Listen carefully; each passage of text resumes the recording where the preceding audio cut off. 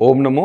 भारतवर्ष के अंदर माँ पे बहुत बोला गया है, बहुत लिखा गया है और भारत एक तरीके से वो देश है जो मातृ प्रधान है। यहाँ कहते हैं नार्यस्तु यंत्र पूज्यन्ते रम्यन्ते तत्र देवता, मतलब कि नारी या मातृ शक्तियों की जहाँ पे पूजा होती है देवता वहां भी नहीं रहते, वहीं ही रहते हैं। वो ऐसा देश है और ऐसे दिन देश में ऐसे दिन मातृत्व दिवस के दिन पे मुझे बोलने का सौभाग्य मिला है। मैं बहुत ही ऊर्जान्वित, बहुत ही खुश महसूस कर रहा हूँ आज के दिन। तो मित्रों, भारत वो देश है जिस देश में युद्ध में संस्कृति जीती नहीं गई है। भारत वो देश है जिसमें संस्कृति माँ के गोद में पैदा होता है और अगर वो माँ स्वयं मदालसा हो तो फिर सिर्फ संस्कृति जन्म ही नहीं लेती, पुष्पित होती है, पल्लवित होती है और जागृत होती है। तो मित्रों, आज हम बात करेंगे माताओं में मूर्धन्य हमारी माँ मदालसा के विषय में। माँ मदालसा की कहानी मार्कंड पुराण के 7वें अध्याय में आता है और मैं आज से ज़्यादा खुश किसी भी विषय पे बोल करके उतना खुश नहीं होता जितना आज खुशी मुझे मिल रही है माँ मदालसा के ऊपर बोल करके।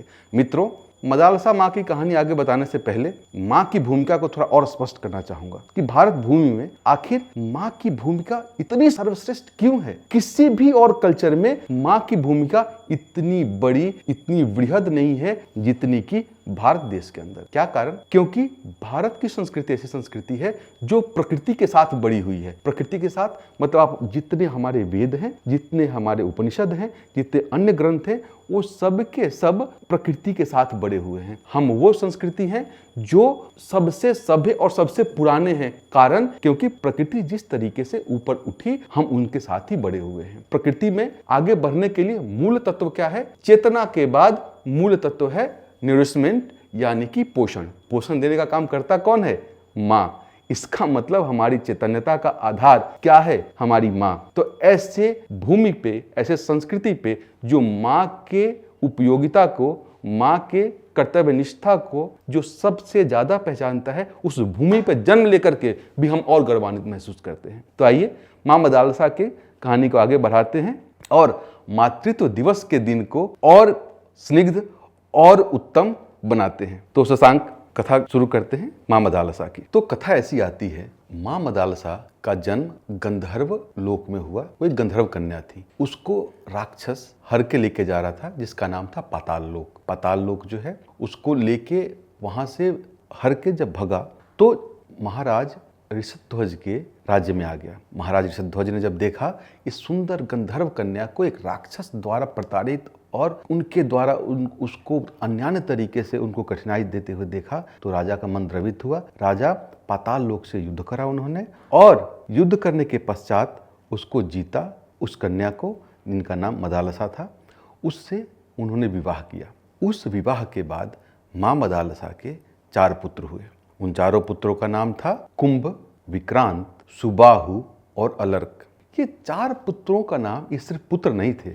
बेसिकली माँ मदालसा के कहानी में हमारी जो स्मृति ग्रंथ है पुराण, जैसे मैंने आपको पहले भी कई बार बताया है कि पुराण जो है वो एक तरीके से सिंबॉलिज्म है। हमारे सनातन धर्म के अंदर पुराण की रचना सिंबॉलिज्म के लिए है। उसकी हर कहानी, उसका हर पात्र, हर नाम, उस नाम का में जितने भी तरीके, कोई भी नाम है पुराणों का, वो एक तरीके से सिंबॉलिज्म है हमारे चैतन्यता का। हम कैसे एनलाइटेंड हो सके, कोई ना कोई कोड है उस पुराण के हर नाम के अंदर। तो ये जो नाम है ये हमारे अलग अलग फेज के चैतन्यता का नाम है। जैसे कि जब हम जन्म लेते हैं तो हम जन्म से ही विरक्त होते हैं। जब हम जन्म लेते हैं तो हमें किसी से मोह नहीं होता, किसी से प्रेम नहीं होता। सिर्फ जिस तरीके से जीव अपने ब्रह्म से प्रेम करता है वैसे ही जन्म लेने वाला बच्चा सिर्फ अपने माँ से प्रेम करता है। बाकी किसी चीज से उसको कोई मतलब नहीं होता, वो अनभिज्ञ होता है। जिस तरीके से हमारा अंतिम लक्ष्य ब्रह्म को पाना है, तो जब हम इस पृथ्वी पे आते हैं तो हमारा पहला लक्ष्य भी हमारी माँ होती है, हमारी क्रिएटर होती है। तो हम उससे भी बहुत प्रेम करते हैं। दूसरा उनका पुत्र था विक्रांत, जो कि संत बना। संत क्या है? जब बच्चा पैदा होता है उससे 8वें या 9वें महीने के बाद वो संत के उसमें आ जाता है, कैटेगरी में आ जाता है। कैसे? कि आसपास की चीज़ों को जानने लगता है, सत्य को समझने लगता है। ये मेरी माँ है, ये मेरे पिता हैं, ये मेरा भोजन है, ये मुझे जाना चाहिए, वहाँ नहीं जाना चाहिए। इन बातों का जब ज्ञान होता है बच्चे को, इसका मतलब वो संत के कैटेगरी में जा रहा होता है। वो पुत्र थे उनके विक्रांत, मतलब जन्म के समय का योगी, उनका पुत्र सुबाहु, जन्म के बाद उनका पुत्र जो सत्य की खोज में था वो विक्रांत, और उसके बाद जो आखिरी पुत्र है जो कि ऋषि बनता है, वो देखता है कि अगर मैं हूं तो ब्रह्म कौन है। इस विषय पे वो रिसर्च करता है जिस तरीके से मनुष्य करता है 20 वर्ष की आयु के बाद।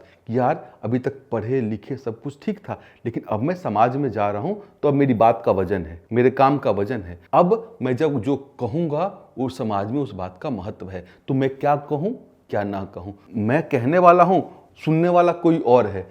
तो जिस तरीके से विश्लेषण करता है 20 साल का युवा, वो होता है एक तरीके से ऋषि के स्तर पे पहुंच जाती है चैतन्यता हमारी जो है। तो उस तरीके से माँ के जो ये 3 पुत्र थे, सुबाहु, कुंभ और विक्रांत, ये हम जन्म से किस किस फेज में युवावस्था तक आते हैं उसका पूरा का पूरा एक क्रोनोलॉजी है। लेकिन 20 वर्ष के बाद का युवा अलर्क, अलर्क का मतलब होता है, लर्क मतलब हिलना डुलना होता है, और अलर्क मतलब जो एकदम फिक्स हो। तो चौथे पुत्र का नाम है अलर्क। वहां पे कथा आती है कि जब इन 3 पुत्रों के पैदा होने के बाद माँ मदालसा उनको कथा सुना के, उनको जब वो माँ जन्म देती थी इन बच्चों को, तो उन्होंने वहीं से उनको एक युक्ति बताना प्रारंभ किया। उन्होंने कभी नहीं कहा कि तुम संत बनोगे कि राजा बनोगे। उन्हें सिर्फ क्यों नहीं कहा, क्योंकि बेसिकली जो मनुष्य का जीवन है और जो जीवन हमारे माँ के रास्ते इस भूमि पे, इस धरा पे आता है, उसका अंत लक्ष्य जो है वो क्या है, मोक्ष। तो अगर हमें बाद में मोक्ष प्राप्त करना है और हमारे प्रारंभिक जीवन में जब हम जन्म लेते हैं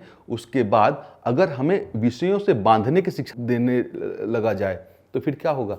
अगर हम आज के टाइम पे क्या हो रहा है, शिक्षा बदल गई है। इवन माताएं बच्चों को ये बताती हैं कि तुम ऐसा करो तो तुम्हारा ऐसा नंबर आना चाहिए, तुम्हें इस तरीके से शिक्षा लेनी चाहिए, तुम्हें ऐसे बड़ा घर लेना चाहिए, बड़े मकान लेने चाहिए। वो एक बड़े ऑब्जेक्टिव से नहीं जोड़ रही हैं। बड़ा ऑब्जेक्टिव क्या है, पहले ये समझना कि तुम कौन हो, तुम किस लिए आए हो इस पृथ्वी पे। माँ मदालसा ने जब बच्चा उनका पालने में था तभी से काम प्रारंभ किया, क्योंकि अगर लिबरेशन चाहिए तो लिबरेशन की शिक्षा पहले दिन से होनी चाहिए। लिबरेशन की शिक्षा 80 वर्ष की उम्र में जाके तो कुछ बचा ही नहीं, तो अब लिबरेट हो गए किससे। तो सबसे पहले जो हमारे माँ मदालसा की जो कहानी है, और वो आज के टाइम पे कॉन्टेक्चुअल क्यों है, और सभी समय में कॉन्टेक्चुअल था, आज के समय में नहीं, हर ही समय में कॉन्टेक्चुअल था। कारण कि जब मनुष्य का जन्म, पशु का जीवन क्या है, पशु मतलब पशु में जो मुख्य धातु है वो पास है। पास का मतलब बंधन होता है। पशु बंधा होता है अपने सेंसरी प्लेजर से, उसको सिर्फ खाना, उसको सिर्फ मैथुन, उसको सिर्फ सेक्स, भोजन और सोना, इसके इर्द गिर्द उसकी पूरी जिंदगी जो है चैनलाइज होती है। तो इसीलिए हम उसको पशु कहते हैं। मतलब संस्कृत शब्द है पास, जिसका अर्थ होता है बंधन। तो पशु बंधन में रहता है। मनुष्य का जन्म बंधन से मुक्त होने के लिए, इसीलिए कहते हैं मनुष्यत्वम मुमुक्षत्वम संजनानाम संगति। मतलब मनुष्य का जीवन अति दुर्लभ। दुर्लभ क्यों? क्योंकि यही एक जन्म है जिसमें हम मोक्ष की कामना करते हैं, हम लिबरेशन की कामना करते हैं। और लिबरेशन की कामना पूर्ण कैसे होगी? संजना नाम संगति, सज्जनों की संगति से। और सज्जनों की संगति ऐसी हो और उसका नाम अगर माँ मदालसा हो तो मूर्धन्यता का अतिरेक है। तो जब माँ मदालसा अपने बच्चे को जन्म देती हैं उसी दिन से उसका प्रयोजन उनको पता होता है। प्रयोजन क्या है? मोक्ष की प्राप्ति। मोक्ष क्या है? लिबरेट होना अंदर से। लिबरेट कैसे होना? कि अगर आपको छोटी छोटी चीजें बांध के नहीं रखती हैं। एग्जाम्पल के लिए मैं हर बार एग्जाम्पल देता हूं कि मोक्ष बेसिकली कोई ऊपर जाके नहीं मिल रहा है। मोक्ष आप राइटफुली चीजें करते जाओ, प्योरिटी से चीजें करते जाओ, मोक्ष आपको मिलती जाएगी। एग्जाम्पल के लिए अगर आप 5वीं क्लास में हो और अगर 5वीं क्लास की आपने पढ़ाई सही से की, पूर्ण अपने सब कुछ अपना पूर्ण डाला, तो आप 5वीं क्लास से लिबरेट हो जाओगे। मतलब आपको वापस से 5वीं क्लास में नहीं आना है। लेकिन अगर नहीं करोगे तो क्या होगा? बार बार आपको 5वीं क्लास में आना पड़ेगा। मोक्ष में क्या कहा जाता है कि अगर आप लिबरेट हो गए तो आपको आपके आत्मा को बार बार शरीर लेना नहीं पड़ेगा। क्यों? क्योंकि आप अगर किसी चीज से बंधे रहोगे तो आपको बार बार आना होगा। और मनुष्य का जीवन जो है बंधन से मुक्त करने के लिए मां बताती है मदालसा कि जन्म लेने के साथ ही बता रही है वो कि भाई तुम्हारा जो काम है वो संसार का युद्ध जीतना नहीं, संसार को समझना नहीं, संसार को समझने के लिए संसार की एक इकाई तुम भी तो हो, इस पूरे संसार की का एक यूनिट तो हम भी हैं। तो संसार को समझने से के बजाय अगर हमने अपने आप को समझ लिया तो ऑलमोस्ट हमने संसार को समझ लिया। अगर पके चावल की हांडी से एक चावल हमने समझ लिया तो हमने पूरी हांडी समझ ली ना। उसमें तो आपको कहीं बार बार पूरे चावल को समझने की आवश्यकता नहीं है। तो इसीलिए मां मदालसा ने कहा कि अगर मेरा बच्चा, मेरा बेटा मोक्ष जैसे सब्जेक्ट के लिए इस धरती पे पैदा लिया, क्योंकि मनुष्य का जन्म मोक्ष के लिए है, तो क्यों ना मैं पहले दिन ऐसे ऐसे बच्चे को अपने को बनाऊं कि वो सिर्फ मोक्ष को प्राप्त कर सके। और भारत देश के अंदर मां प्रथम गुरु है। क्यों? क्योंकि वो जानती है कि इस पृथ्वी पर अगर कोई बच्चा मैं लेके आई हूं तो उसका करना क्या है, उसको क्या करना है। पहले दिन से हमारी मां मदालसा ने हमें ये रास्ता बताया। तो उन्होंने लल्ला लोरी और लकड़ी की काठी, काठी का घोड़ा लोरी नहीं सुनाया। आप देखिए आज के समय पे हम बच्चों को क्या दिखा रहे हैं, जितनी अतार्किक चीजें जिसमें कोई रीजन ही नहीं है, कोई रैशनैलिटी, कोई किसी पैरामीटर पर फिक्स नहीं होता है। हम दिखाते सुनाते बच्चे को लकड़ी की काठी, काठी का घोड़ा, घोड़े के दुम पे मारा हथौड़ा, दौड़ा दौड़ा घोड़ा। क्या लकड़ी का घोड़ा दौड़ सकता है? हम उसकी झूठ से शुरुआत कर रहे हैं, बजाय कि हम पहले दिन से उसको सत्य बताएं कि घोड़ा क्या होता है, घोड़ा कैसे दौड़ता है। तो मां मदालसा ने जब लोरी गाया है तो वो लोरी ललाबी नहीं, वो गाती हैं शुद्धो सी बुद्धो सी निरंजनो सी, संसार माया परिवर्जितो सी, संसार मोह तज मोह निद्रा, मदालसोल्लास उवाच पुत्रः, शुद्धोऽसि बुद्धोऽसि निरञ्जनोऽसि, संसार माया परिवर्जितोऽसि, संसार मोह तज मोह निद्रा, मदालसोल्लास उवाच पुत्रः। ये अपने बच्चे को लोरी सुना रही है मां मदालसा। तो क्या ऐसे बच्चे बड़े होकर के क्या कोई कहीं गलत दृष्टि डालें किसी स्त्री के ऊपर? क्या इस तरीके जिसकी परवरिश हो, उसके परवरिश में ये बात बोला जा रहा है कि तुम, हे पुत्र, तुम इस संसार में आए हो, तुम शुद्धि और बुद्धि तुम्हारी पहचान है। शुद्धो सी बुद्धो सी निरंजनो से, तुम निरंजन हो। तुम्हारी जो आत्मा है वो उसमें कोई अंजन है ही नहीं, वो अंधकारमय है ही नहीं, वो प्रकाशित है। इस प्रकाश को तुम समझो। तुम्हारे अंदर जो शुद्धि बुद्धि का जो प्रकाश है, उस प्रकाश को तुम समझो। हे पुत्र, संसार मोह, ये संसार का मोह जो है इसको तजो और अपने संसार जो तुम जिस दिव्यता के लिए, जिस दीप्ति के लिए, जिस प्रकाश के लिए, जिस उज्ज्वलता के लिए, जिस पराकाष्ठा के लिए और अंत में जिस मोक्ष के लिए तुम प्राप्त जन्म लिए हो, उस मोक्ष को प्राप्त करो। ये मां मदालसा हमारी बोलती है। तो जब आत्मा जो है हमारा, जो हम ये फ्रेम है हमारा, ये फ्रेम हमें सिर्फ मिला है एक तरीके से हमें फर्दर स्केल करने के लिए, फर्दर आगे जाने के लिए। आगे हमारा आगे क्या है, हमारा लक्ष्य क्या है? मुमुक्षुत्व, मोक्ष की प्राप्ति। मोक्ष की प्राप्ति जो है, अगर हमें हमारी मां पहले दिन से बताए तो हमारे लिए कितना क्लियर पाथ है, कितना क्लियर पाथ है कि पहले दिन से मुझे पता है कहां जाना है, मैं कौन हूं। कहां जाना है तो मुझे पता करना पड़ेगा मैं हूं कौन, जाऊंगा कैसे। तो पहले मां ने बताया कि तुम क्या हो, तुम शुद्धि बुद्धि से प्रकाश युक्त, शुद्धि और बुद्धि का लाइट है तुम्हारे अंदर। तुम्हारे अंदर अज्ञानता है ही नहीं। तो अगर तुम अपने शुद्धि बुद्धि को पहचान लोगे और संसार के माया में भटकोगे नहीं, तो तुम तो अपने आप ही मोक्ष की तरफ, अपने आप ही सन्मार्ग की तरफ तुम जाओगे। तो ये शिक्षा देती है हमारी मां। तो जब 3 पुत्रों को उन्होंने ऐसे शिक्षा दिया, तो एक पुत्र बना संत, एक पुत्र बने ऋषि और एक पुत्र बने हमारे मुनि। ऋषि मुनि और संत 3 बने हमारे कुंभ, सुबाहु और तीसरे पुत्र जो है उनका नाम था विक्रांत। ये तीनों जो है अलग अलग जब विधा में चले गए, राजा कोई नहीं बना।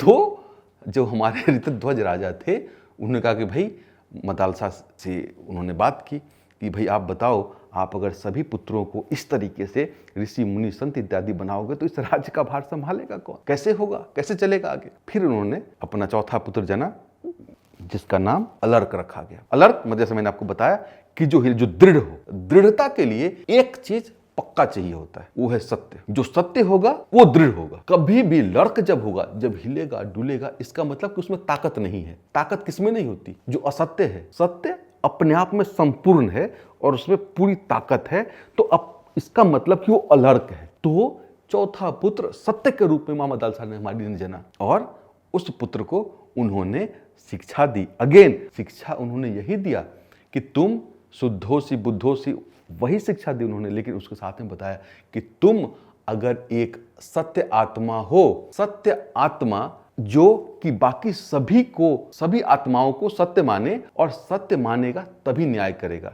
अगर मैं भी एक आत्मा, आप भी एक आत्मा, तो जब हम दो आत्माएं बराबर लेवल पे हैं, तो फिर जब मुझे काम करना होगा तो मैं किसके लिए पार्शियलिटी नहीं करूंगा, सब मेरे अपने लगेंगे।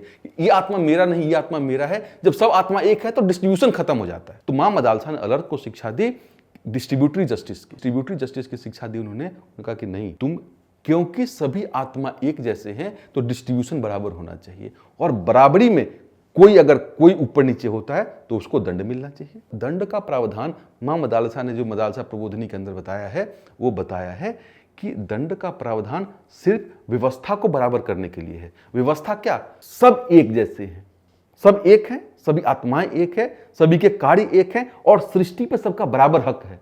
तो जब बराबर हक है, जब डिस्पैरिटी होगा, इसका मतलब कि जो राजा है अगर वो डिस्पैरिटी करता है, इसका मतलब उसका आत्मा शुद्ध नहीं है, क्योंकि उसका आत्मा शुद्ध है तो शुद्ध आत्मा को पहचानेगा, और जब शुद्ध आत्मा को पहचानेगा तो डिस्ट्रीब्यूशन बराबर करेगा, न्याय बराबर करेगा। तो अलर्क को डिस्ट्रीब्यूटरी जस्टिस और कंट्रीब्यूटरी जस्टिस का भी शिक्षा उन्होंने दिया। कंट्रीब्यूटरी जस्टिस क्या है कि जिसका जितना कंट्रीब्यूशन है उसको उसका हक उसको मिलना चाहिए। कंट्रीब्यूटरी जस्टिस इस पूरी दुनिया में आज के टाइम पे एक चीज का जो सबसे बड़ा अभाव है वो है कंट्रीब्यूटरी जस्टिस का। एम्प्लॉय काम पे आता है, उसको 10 घंटे की सैलरी मिलती है, सोचता है कि 3 घंटे में काम करूं, 7 घंटे तो मौज करूं। इसका मतलब कि कंपनी के अंदर 3 घंटा कंट्रीब्यूट करके 10 घंटे के पैसे लेना चाहता है।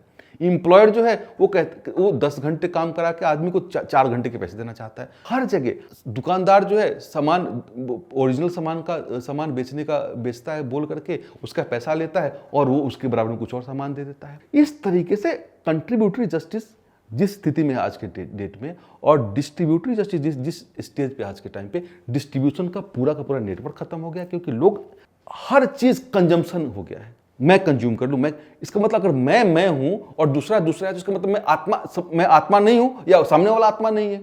तो जब इस तरीके की बात जब समाज में उठ रही है, जहां पे कि कंट्रीब्यूटरी जस्टिस पूरी तरीके से क्वेश्चनेबल हो गई है, और डिस्ट्रीब्यूटरी जस्टिस पूरी तरीके से स्टेक पे चली गई है, ऐसे समय में मां मदालसा को सुनना, मां मदालसा को पढ़ना और मां मदालसा के बारे में बात करना सबसे ज्यादा प्रासंगिक।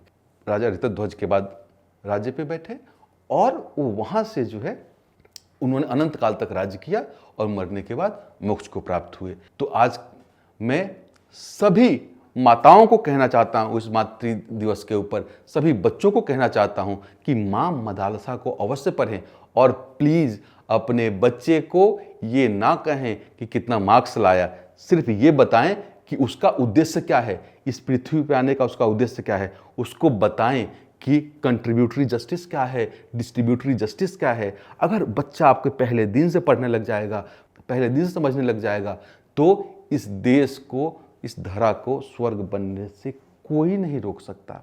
आप सोचिए, आज से 2300 वर्ष पहले हम दुनिया के 27% जीडीपी थे।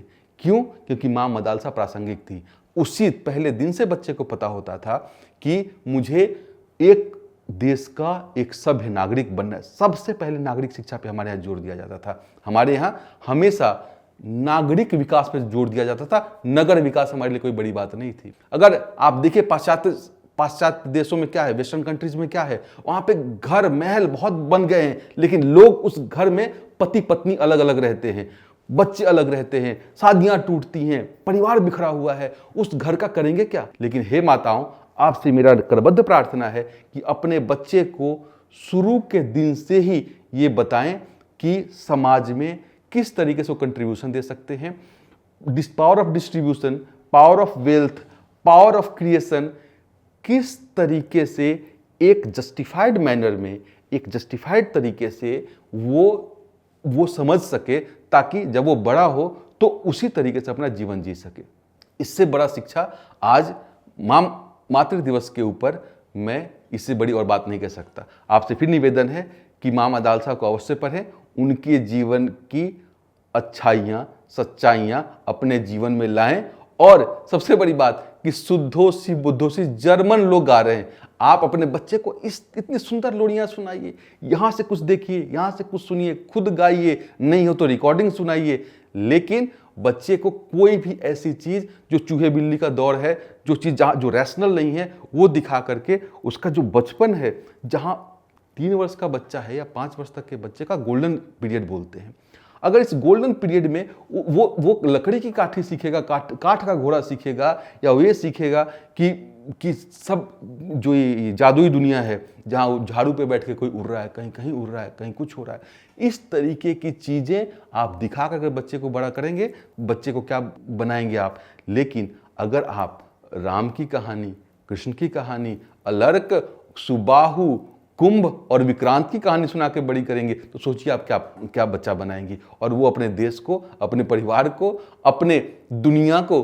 किस स्थिति में लेके जाना चाहेगा। तो ये मदालसा की कहानी मैंने आपको बताई, लेकिन इसके साथ जो मेरे दिल के बहुत करीब है, जो मैं पुरुष हूँ, मेरा आवाज पता नहीं कैसा है, लेकिन मैं अपने बच्चों को जो लोरी गा के सुनाता हूँ, अब तो बच्चे बड़े हो गए हैं, तो वो लोरी मैं आपको बोलना चाहूंगा, आप अपने बच्चों को सुनाएं, आप खुद गा के सुनाएं, जैसे आपको उचित लगे वैसे करें। तो मैं आपको लोरी माँ मदालसा ने जो अपने बच्चों के लिए गाया वो मैं बोलता हूँ।